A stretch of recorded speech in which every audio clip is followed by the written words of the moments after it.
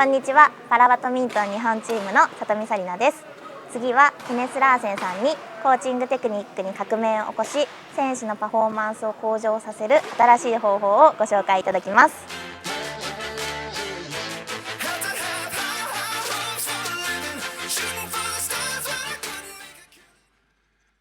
Hello, everybody, and thanks for staying until 8 o'clock. I'm Kenneth Larsen. I'm just going to use 30 seconds to tell you a little bit about my background, because some of the things I'm going to talk about here probably will be a little bit, what you could say, provoking or different or whatever. I've been playing badminton myself when I was young. Been elite player in Denmark, number 8 at the world ranking list in men's singles when I was highest. I've been coach for 45 years, national coach in Denmark and 4 other countries. I've been working as an associate professor in sports science for many years. I have a PhD in what we call social psychology. It's about how relations between people could or should be in order for people to be happy and to grow and everything. And that's actually what I'm going to talk a little bit about today also. I've been a sport politician for many years in the board of directors in Badminton Denmark, responsible for talent and elite development. And I've been in the board of members in Team Denmark, it's called, as a representative for the elite coaches in Denmark. Actually, the headline for this little session I'm doing is, as you can see up there, a new approach to badminton coaching or coaching badminton. And that sentence, of course, indicates that there is an old way or an existence way of coaching badminton. And really, there is. If you look at your own practice out there in your country, if you look at your colleagues in your country, if you look at coaches inside all sports, not only badminton, they're actually doing it in the same way. All research inside this, and there's a lot of research inside this, shows that the coaching is based on what we call behaviorism. Behaviorism. And what that is, it's about behavior, as the word says. Behaviorism is, we have a coach who's an expert. The coach knows better than the players. The coach is instructing. The coach is expecting the players to do what they're told. The players are seen in this perspective to coaching as passive receivers of knowledge. The last thing I will mention is that to make mistakes in this approach, we all do. That's not a good idea. We don't want them to make mistakes. We want them to succeed. A lot of coaches, probably a lot of you also out there, when you have your badminton coaching and your players do an exercise or play a rally or whatever, and they do mistakes, and if you make a little competition between two teams, then the losers, the ones who make mistakes, they'll actually be punished. And what you actually probably use, most of you, that's also a lot of research showing this, a lot of you probably use physical exercise as punishment. The losing team makes 10 push-ups. Oh, no. Am I right about this or what? If I'm not right, then you can scream as loud as you want right now. Okay. You have the opportunity at the end to tell me if you're not agree with me or ask questions. But for now, this is what research shows. Everybody, and I mean everybody who knows a little bit about what learning is about, agrees that this approach, a master and an apprentice, do what you're told, instructions, that's by far not the best way of doing this. And if this is the only approach we use, then it's almost a loss of, we almost just lose our time. There's no effect of it. And it's not only you, it's in all sports, and actually it's in all aspects of our society, in companies, in business life, that the relation between bosses and employees is like this. And I'm generalizing, of course, right now. There are exceptions out there. And then, of course, if I'm right about this, and now I'll see if this works actually, and then I have to put it backwards maybe, and it doesn't. Yeah. Then we have to ask ourselves, why is it like this? Is it because people are stupid or lazy, or are they not interested in their players having the best experience and learning as much as possible? Yeah, of course they want to do that. People are not stupid. People are fantastic that they want to involve in other people and trying to help them learn. People are not lazy. People really work from the best intentions. So that's not the reason why we do it like this. But there is another reason. There's another reason why people actually, most of us in our badminton clubs, work in a way that is not by far the best way of doing this if we want our players to develop and to have fun when they develop. And probably, not probably, but as everything I say here, it's research-based what I'm saying here. There's a lot of research going behind what I'm saying here. The reason probably is that if you want to do another approach, if you want to do an alternative to this do what you're told thing, then you have to know what the alternatives are. That means that we have to have knowledge about how do people learn in the most efficient way. What are good learning environments based on? How do I communicate with players? What could and should be the relation between a coach and a player? And if we don't know that, then we can only do what we have been used to see out there, what our own coach did to us, what we have seen other coaches do.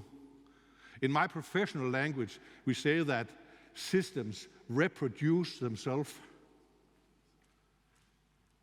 If I'm a player, I'm having a coach who does this approach. Then when I become a coach, and a lot of players become coaches, luckily, that's a good idea, then if I don't have any knowledge apart from what I've seen, then the only option I have is to repeat what my coach did to me. And then it'll go like this, and this, and this, and this, and nothing will change. Probably, as a part of this approach, the behavioristic approach, is that most of the content of the training we do out there as coaches in badminton is based on technical stuff and physical stuff. Because probably that's the most easy thing to construct and to understand. It's much more complex to do tactical exercises or tactical and mental exercises.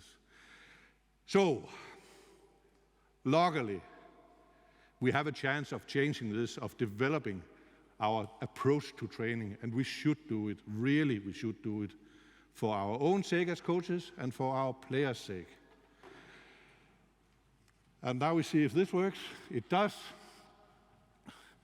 When the players playing World Championship out there in another hall, when they're on court and they're playing the rallies, and especially on elite level, their opponents will try, of course, to destroy the things that work for us. That's obvious. And in a rally, in a badminton match, there's nobody who can help you. You have to be able to make decisions yourself, take responsibility yourself. You have to be able to live with the consequences.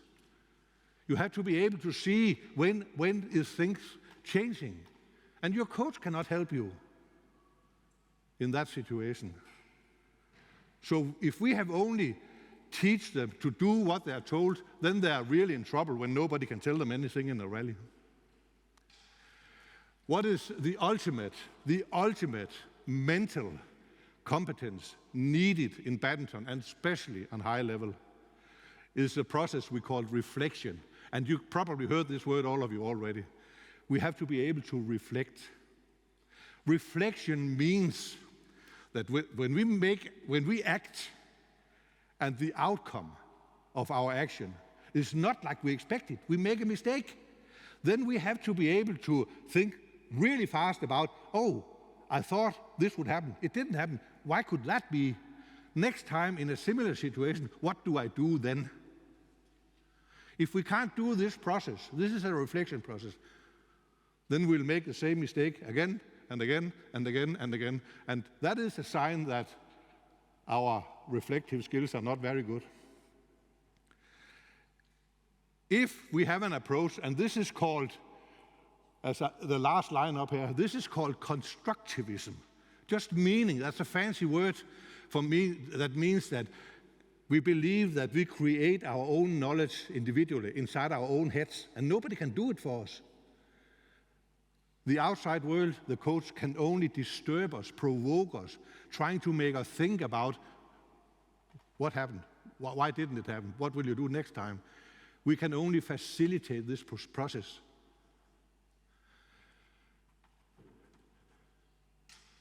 Luckily, and this is the good thing about it, this process of reflecting can be developed. It can be learned, but only if you practice it. One of my big favorite heroes inside science and learning science, a guy called John Dewey, Englishman, learning by doing. Some of you may have heard that sentence before. He says actually loud and clear in one of his really famous books that reflecting can be taught or learned.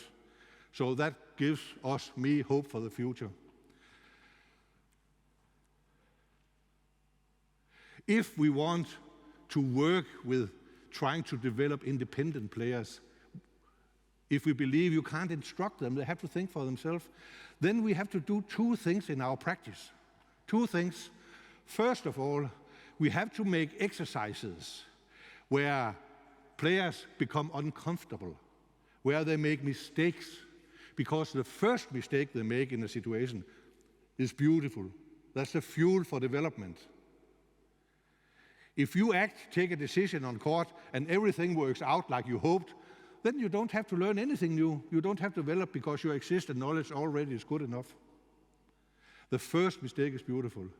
So you'll see some exercises I do with the players over there in a moment where I try to challenge them with some new rules and the ways of seeing badminton. And then I'll talk with them in a certain way. I'll not tell them, do this next time, do this next time. I'll try to ask them, why did you do this? Tell me about the situation. How did you see it? Why did you fail? Could you imagine what to do next time? This is the approach where we try to develop independent players that can cope for themselves. In my perspective, one of the biggest mistakes that BWF has done is to allow coaching between rallies. That's a big mistake, because what do we get out of that?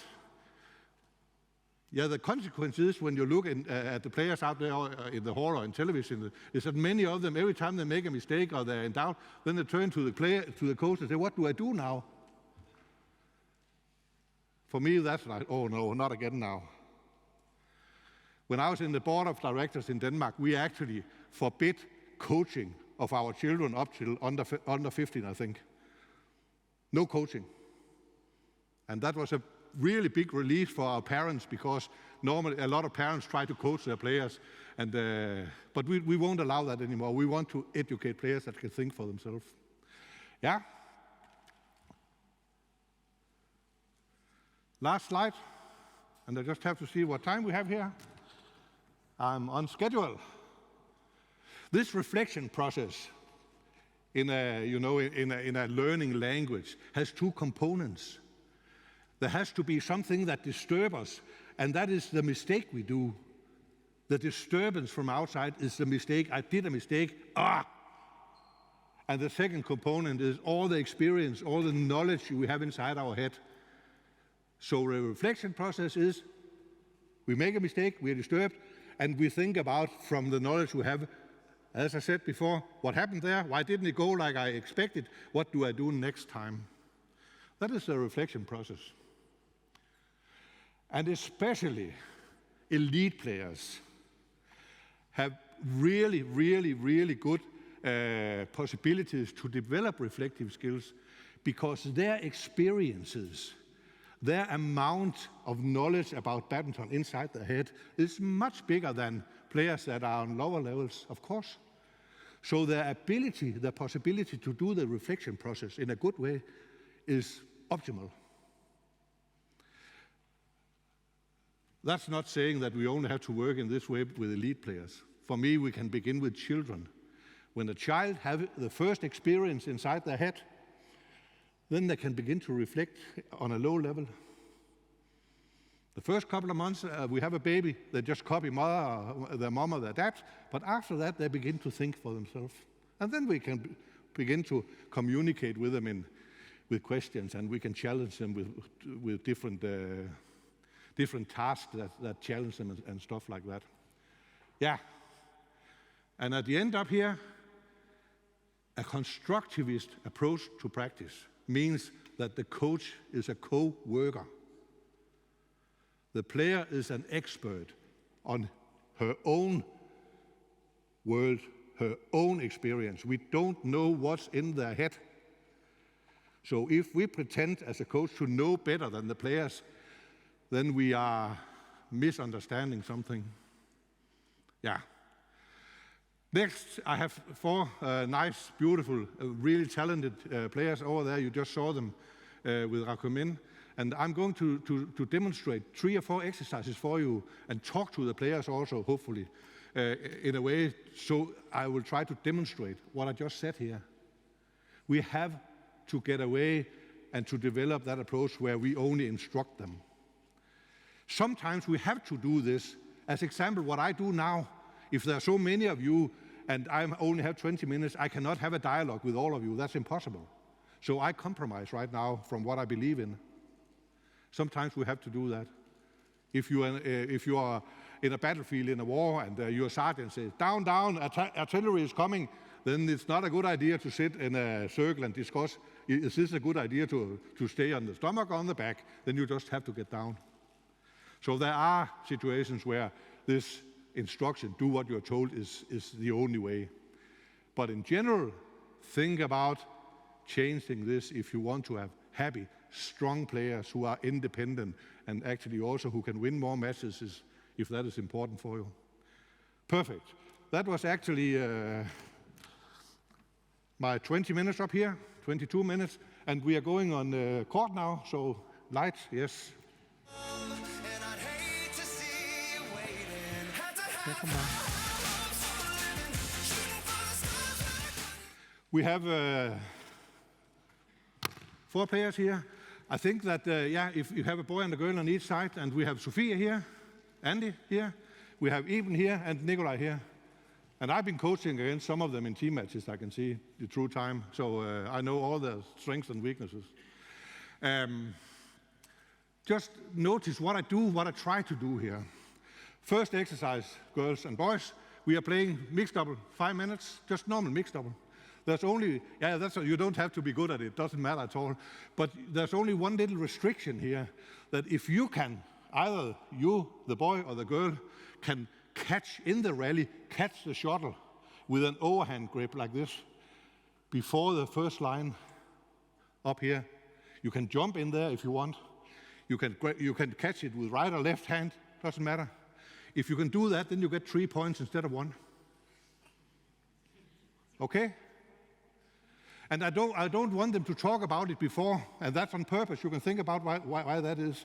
So we'll see how that goes. 3 points, and go for it. The success criteria, boys and girls, is to catch it. Not to win or lose, but to catch it. That's, ooh. Then all out will go like this up there. Let's see. So, 3 points for a catch. And you can't catch it, sorry. Eben, come on, go for it. Go, Eben. Yeah? Yeah? You can't catch it on the serve. I forgot to say that. There was no chances here at all, or what? For catching it? Did you have any chances where you could have went for it? Or what? Sorry? Yeah, maybe.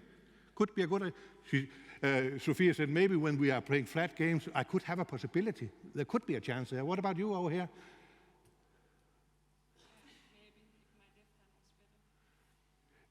Yeah, maybe. Okay, let's see. It could be a good idea that actually you play together and you are a pair and one of you try to give the other guy a chance of this. Let's see. Come on. 1-0.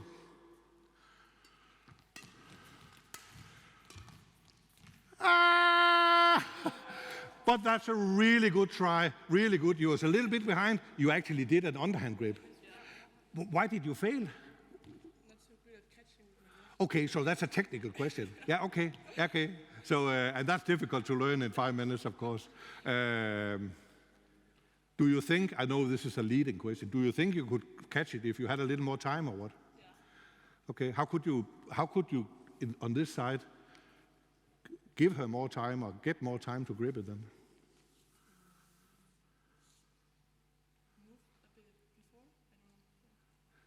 Could he do something to help you get a good chance up here? Yeah, probably. That could be a good idea. So you don't have to think about this side. Did you hear that? Could be a good idea. Excellent thinking.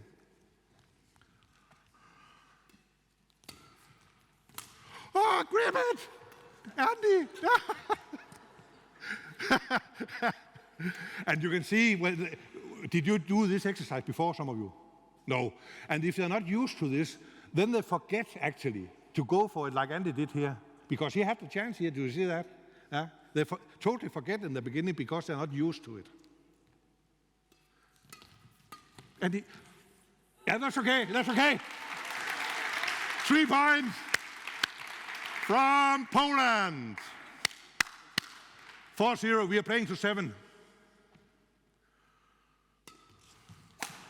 Yeah, go for it. There was a chance if he returned that even. Yeah?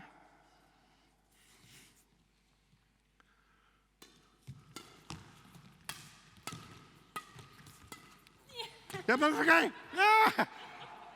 That's excellent even. But can you see already now they are beginning to look for the chances here. The first 2 rallies, they didn't look for the chances. And you could say, I'll ask you now, this exercise, is there a tactical purpose of this? Do they learn something tactically in this exercise, apart from this reflection thing I talk about? Do you learn something tactically? Yeah? Exactly. Moving forward, covering the corners when they're under pressure, all that. So there is a tactical purpose, apart from the reflection thing here. 2-3, we're playing to 7 points. Yeah.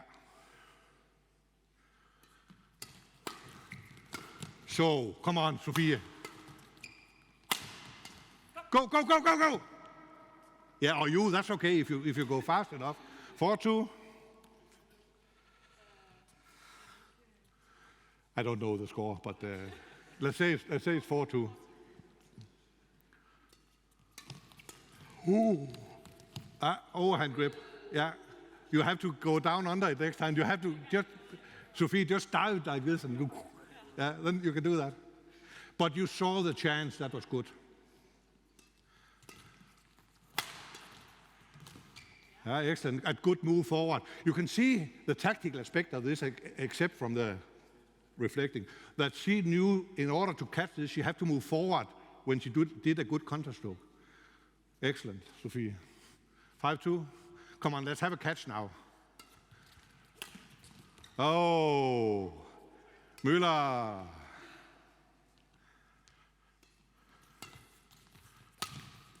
Yeah, you were behind the line, but that was excellent. Next time, Andy. Yeah, you can jump, or you can just move a little earlier because you saw the drop shot here. Excellent. 5-all.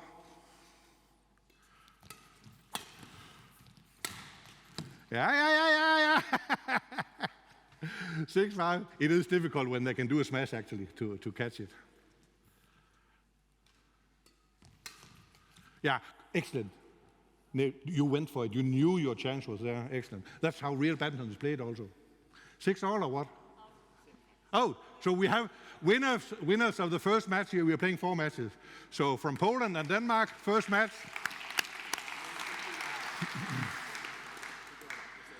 So, next little exercise. And this exercise only have the purpose of developing this cognitive process, this thinking process of reflection. There's no badminton purpose in this. When I do badminton practice, when I was national coach for many years in Denmark, I had 2 hours every Wednesday with the group of men's singles players, where we only did exercises like this, not about technical stuff or winning or matches or losing, but about developing their ability to think and to make decisions. So this is what we are going to do also now. One little simple exercise. Maybe you've done this before, I don't know. We are playing on a single court now. Yeah. You are hitting the shuttle on shift like in table tennis. When you hit it, you have to take the next one. Bang, bang, bang, like this, like table tennis. And then now there's a rule more. One more rule here. Listen, girls, Sophie, dear. You have to play a certain pattern here. You have to play cross with a serve. And then you have play straight, straight, cross, straight, straight, cross, straight, straight, cross. That's simple. When I was a player, I could do it on my own, on both sides. So fast was I. So, did you get the idea here? Do you think this sounds really simple? Cross, straight, straight, cross? Just wait and see what will happen now. And it's about winning now. It's about winning. Come on. Sorry? Full court, single. Full court. Yeah. Excellent, even. What happened here, boys and girls? It was you, Sophie, who had to... I didn't understand. You didn't understand? No? So you forgot that she... I thought it was straight, straight. It is straight, straight cross. I see now. Okay. Is there any way you can help each other to figure this out? Because this is really difficult for them. I could have told you. Probably. You can try to think about that. Good. Let's see. 1-0 for Denmark over here.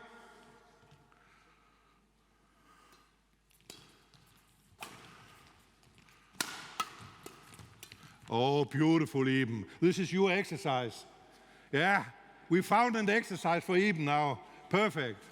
1-all. 2-0, sorry. Yeah, that was out actually, but that was close to the middle line. 1-2. Yeah, it must be.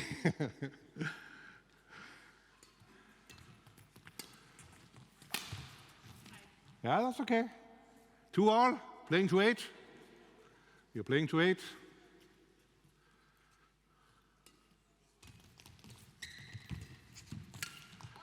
Yeah, and you made a mistake here because you were too late.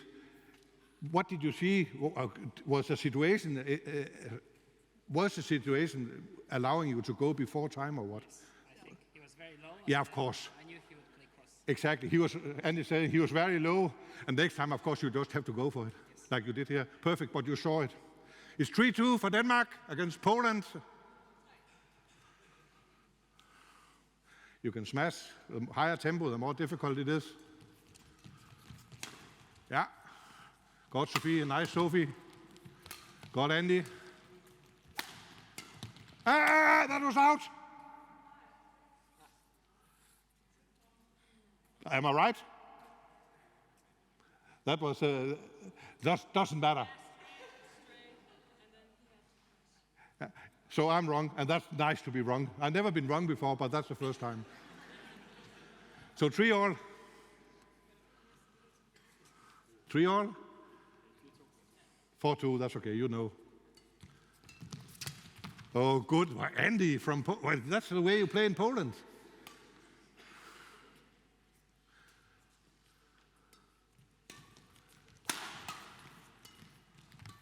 Oh. What's the score on it now? 5-4.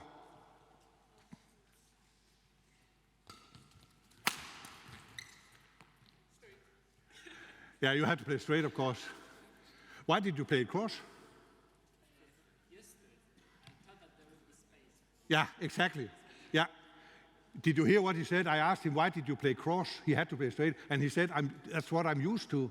That's exactly what I try to challenge here. The ability to adapt to situations that are not the same. That's the process of reflection. 6-4? 5-4? Sorry. Come on, Sophie. Yeah.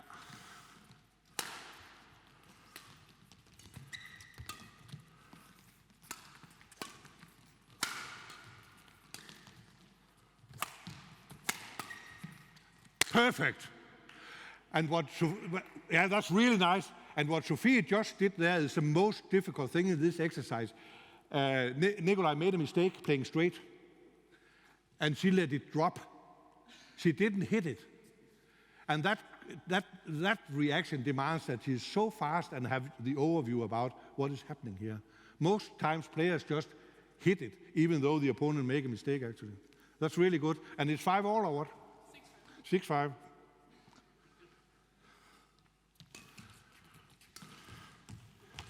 Oh. 7-5, there's a match point. Come on, Poland, they are up 2-0 in a moment. Yeah. Good. You have to move now, Sophie. Yeah, good, excellent play.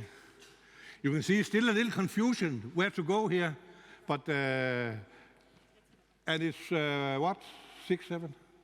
6-7. You're playing to 8.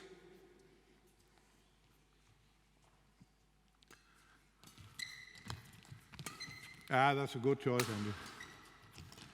Oh! What happened, Andy? Where were you going? In a real match, it was a nice move, but not here. You should have gone the other direction. So, last point, 7-all. Come on, Denmark. So, excellent. So, there are 2-0 ahead in competitions now. I will ask the players now, and you can talk about it with your partner here. I would like to challenge them a little more now, because at the end they were quite good at this, actually. I'll try to challenge them a little bit with the same exercise, straight cross, so that the pressure will increase. Try to think about, just for a minute or two, how can we change the rules so that this exercise will be more difficult? You can do what you want, suggest what you want.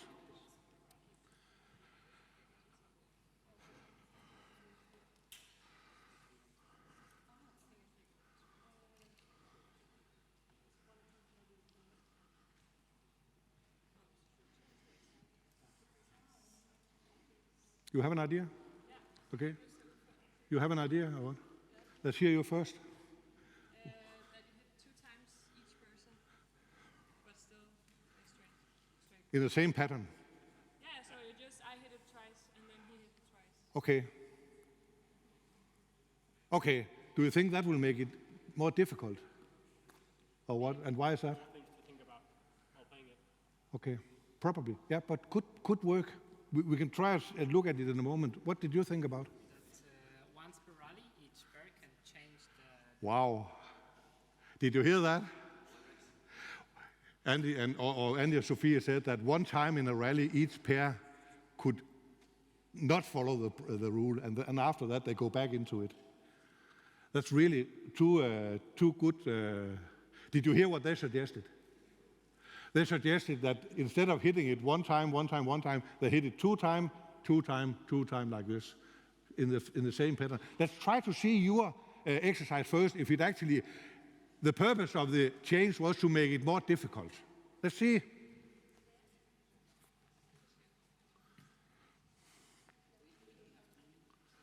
Look at the players in their heads now. What is happening? Yeah. Yeah. Ja, du rammer den 2 gange, og så 2 times after her, and 2 times, but the same pattern.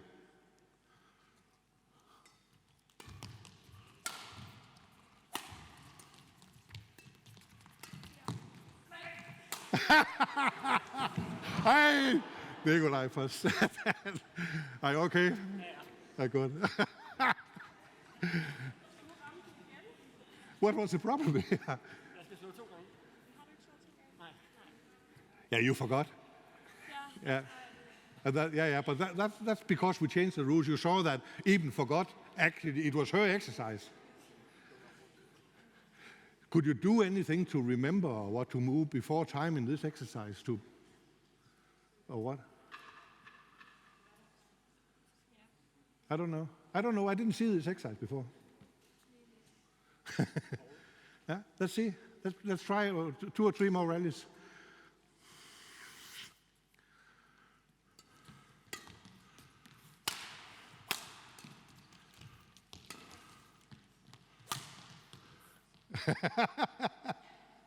It's difficult to adapt to new situations.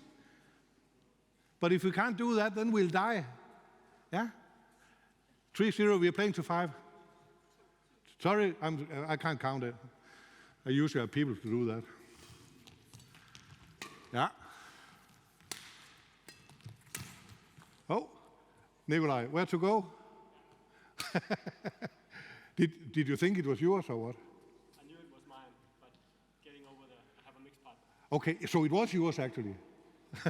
Okay, last point. Let's see. This is last point.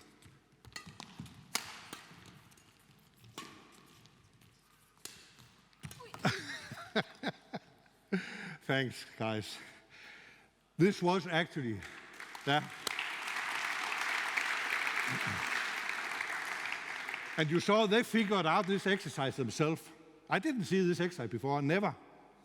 And actually, it was difficult for them anyway, because it's new things they have to adapt to a new way of thinking. And that takes time, but the sooner you can do it in a match, if your opponent suddenly change something, of course, the better are your chances of winning. Let's try yours.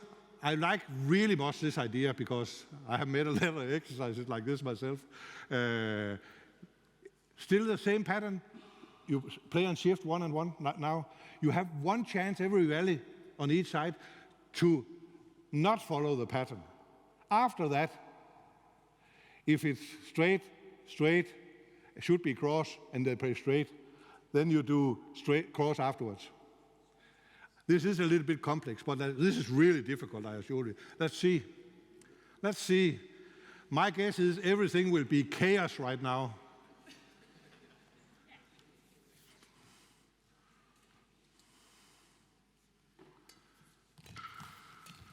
Yeah, perfect choice. The problem here is there any way you have to change your positions in this game? Yeah, maybe. That could be going out of the court, even says. What do you say? Do you have to change? In the first exercise, you have to run to certain places here. What about now? Yeah, so what does that mean in order of where you are placing yourself on court in general? Yeah, probably more in the middle. Then you could have a chance. Good thinking, thanks.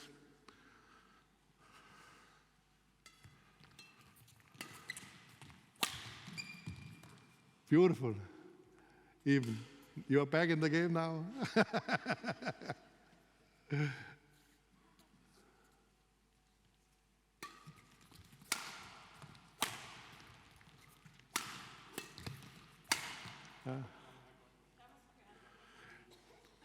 Just one more question, guys. When is it a good idea, you think, to use your one chance? In which situations could it be a good idea?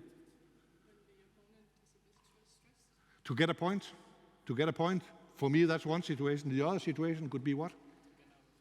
Exactly. He said to get out of trouble. So you could have used it here because you're under pressure. Excellent, perfect, good, and nice thinking.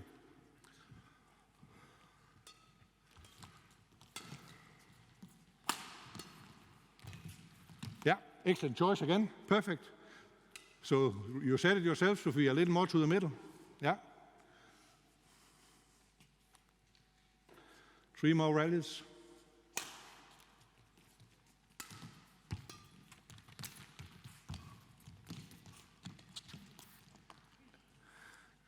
Yeah. Single court, yeah. 2 more rallies.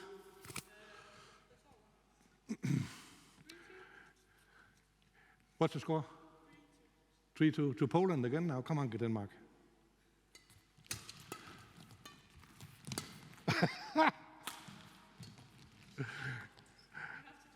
Yeah, I lost the overview here, actually. They switched 2 times. They switched 2 times? You sure? Yeah, you took it. Then it's out. Yeah, okay. But you can see when you do this and they continue after a mistake, then it's impossible to find out what happened. So we just played the rally.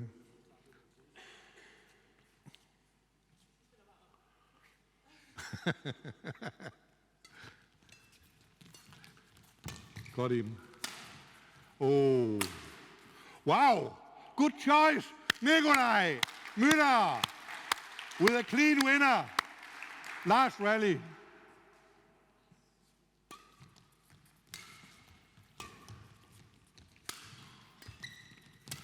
Yeah, beautiful. Sophie, beautiful. Thanks a lot. Okay. Beautiful.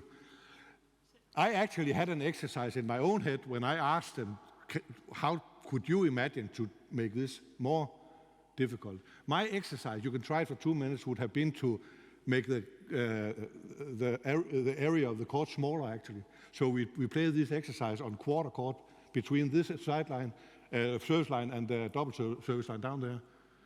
Same exercise. This way, the game will be much faster, and that will be probably much more difficult. That would have been my suggestion.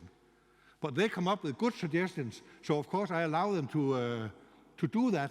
If I ask them, do you have any suggestions, and they come up with good suggestions, and I say, yeah, that's okay, now we do mine. Then they would never come up with suggestions again. So let's see if my exercise could work also. Single sideline, but on quarter court. So this will be fast now. Let's see.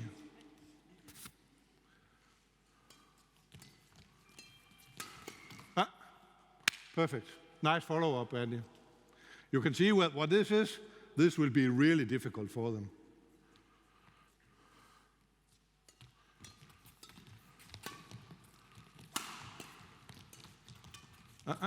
Andy.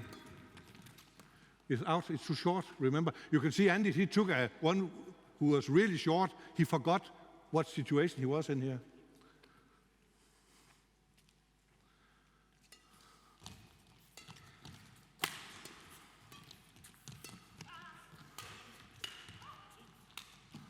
Godt, sådan. And she let it drop 2 times now. She did that perfect. It was okay. The pattern was okay even.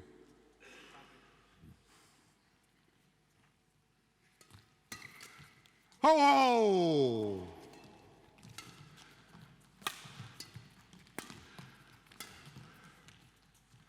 Good, even nice.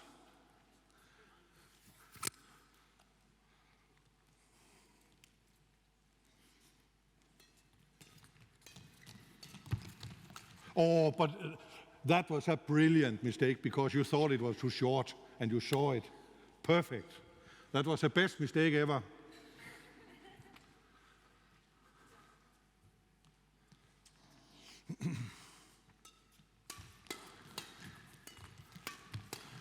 Wow, wow, wow! Sorry, John, that was 2 times.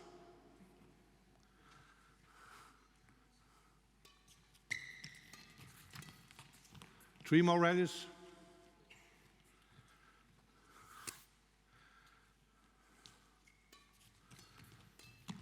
Got him. Yeah. Why did that happen, actually? No space. Yeah, exactly. There was space for it. And then his real badminton mind takes over. Yeah, exactly. So put that away now.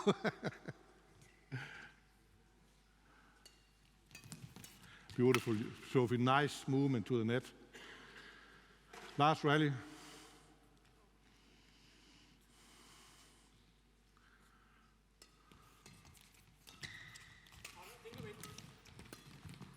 God, Sophie. You ran the wrong way, Sophie. Beautiful. Beautiful. Nice. The pattern was okay all the way through. Excellent. Thanks a lot.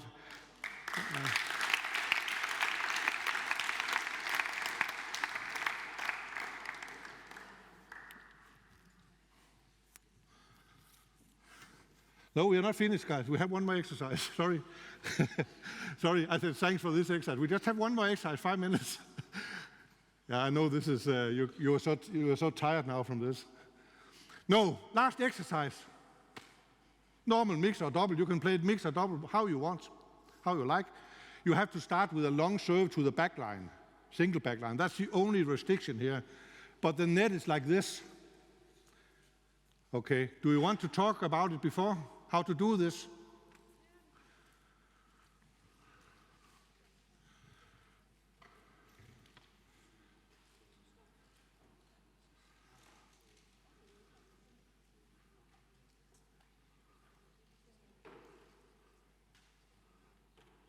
Okay? Okay, last 5 minutes.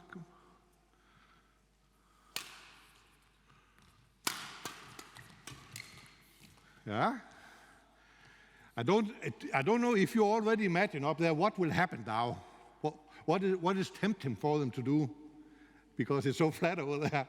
But could be dangerous. Let's see.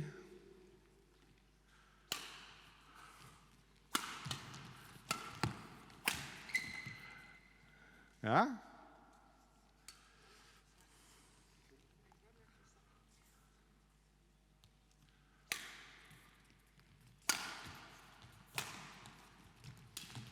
Oh, beautiful, beautiful. Why did you choose a drop shot instead of a smash? I felt it was easier to control and there was more space there. Okay. If you do, I make a simple question. I know it's obvious.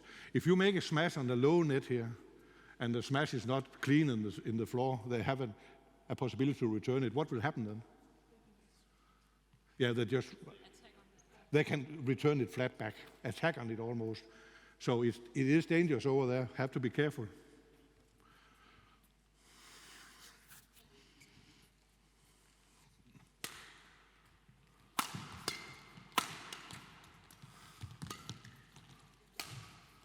Yeah, that's the danger, exactly. That is exactly the danger. You saw that, Nikolai, playing this side. And in the beginning, I assure you, all players, they will go for this side because the net is so low, we can just kill it. But if they adjust or adapt their position, then they get a clean point over here. 3 minutes.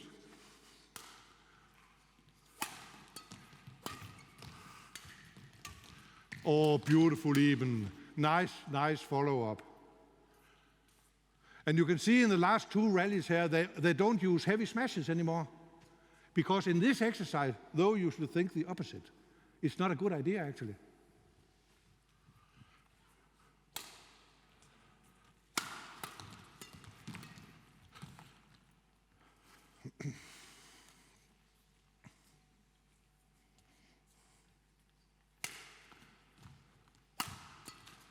Oh, that's anticipation.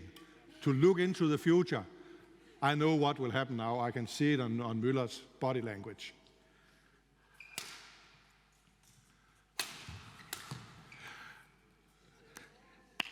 Why did you choose that side again? I saw that they were talking. Yeah. I thought that they were playing here. Okay. So he saw them talking and he made a guess and a choice there.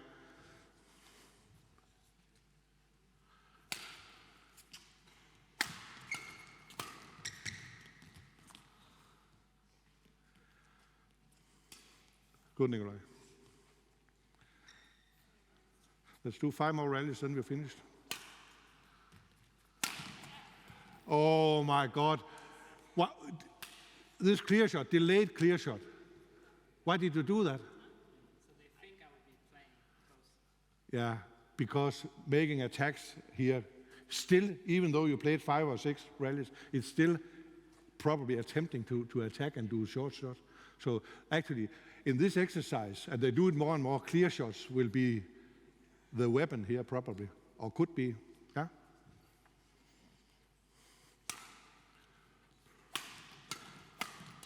Good cover, Nikolai. Yeah. Then it was all right to play the low side. 3 more rallies.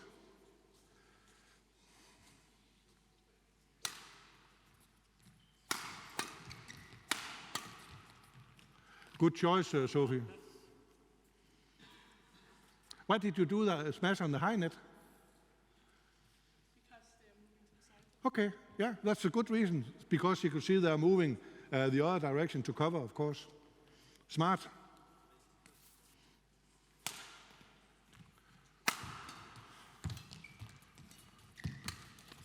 That's a good follow-up, Nikolai. Excellent.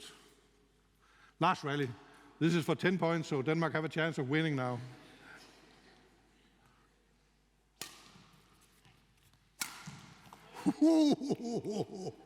They can do some tricks in Poland, I can see that. Thanks a lot, guys, for helping out here. So, thank you.